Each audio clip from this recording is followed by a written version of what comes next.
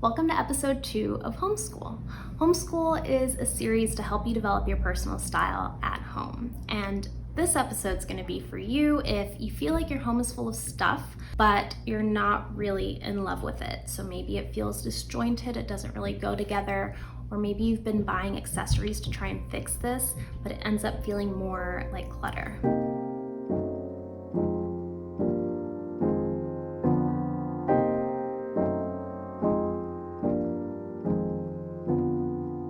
I've moved a lot over the years, and there's always this point in the packing and moving process where you have the pile of stuff that you absolutely love and need, and then there's the stuff that ends up in boxes that you take to Goodwill.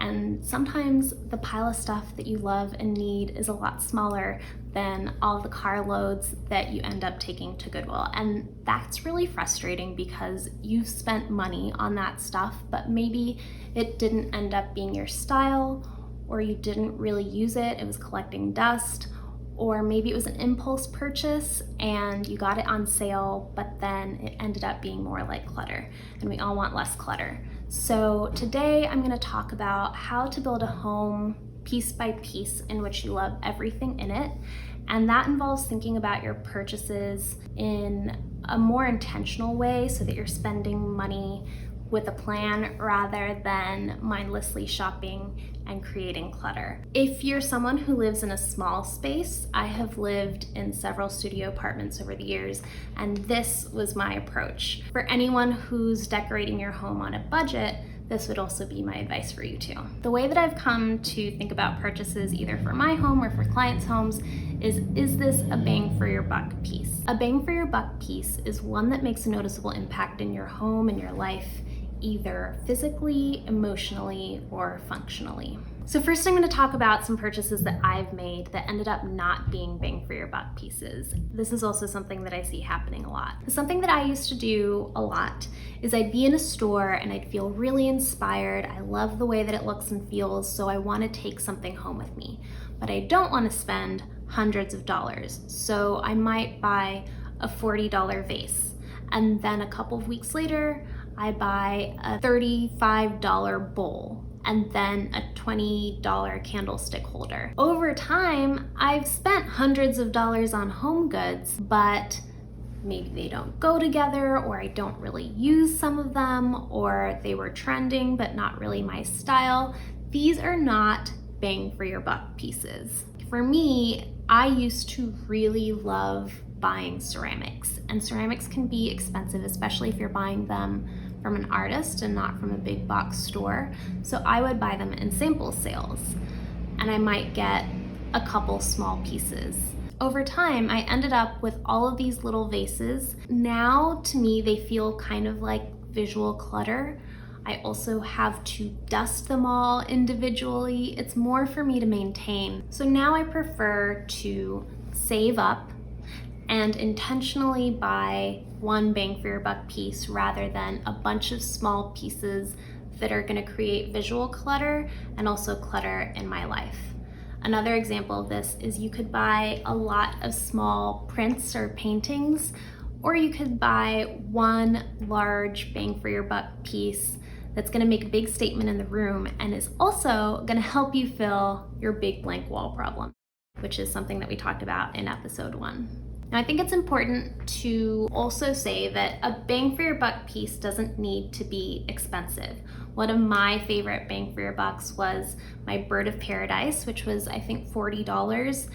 And it's so large and leafy, it's calming. I think that it makes a really big impact wherever I put it in a room. I now prefer something like that over what I used to do, which was buy a bunch of small, like $6 succulents, which I find are hard to maintain. I couldn't really keep them alive, and when I moved the big plants, but I didn't really bother moving the small ones. I've said this before, but designing your home is not just about the way that it looks. I think that interior design can be pigeonholed as being superficial, but I truly believe that this impacts your well-being. So If you are someone who's been working from home for the last year and your hips and your back have been hurting, that's definitely me, then it would be a worthwhile investment to upgrade your chair and get something that's supportive for your back and also looks good. But a bang for your buck piece can also just be something that makes your life easier and better. So if you're someone who drinks coffee every morning, then it might be one of those machines that can automatically start your coffee so that you can wake up to the smell of fresh coffee.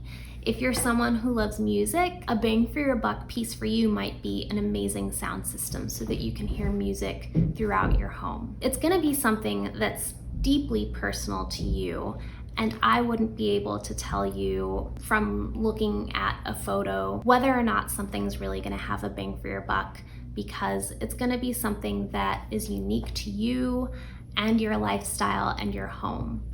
But I think that's also what makes it so special. So now that we know what kinds of purchases are not a bang for your buck, I would say that before you step foot in a store or before you start online browsing, now's a good time to start thinking about the integral parts of your daily routine and the rituals that you have in your home that make you who you are. So maybe that's exercising at home or working from home or painting from home. Those are the areas that I think are worth investing in. So as homework for this week, start thinking about your daily rituals and identify an area in your home or an item that you feel investing in could really make an impact on your life. Because I think that that's what should be driving our purchases, not what happens to be on sale right now or what's trending this season. I think that that approach is what really makes this process personal and meaningful. And then next week, we're gonna dig into more of the style side of things. So I have a tool that I've created that I think is gonna be really helpful. I think it's gonna be fun. So I'm excited for the next episode, and I'll see you next week. Bye.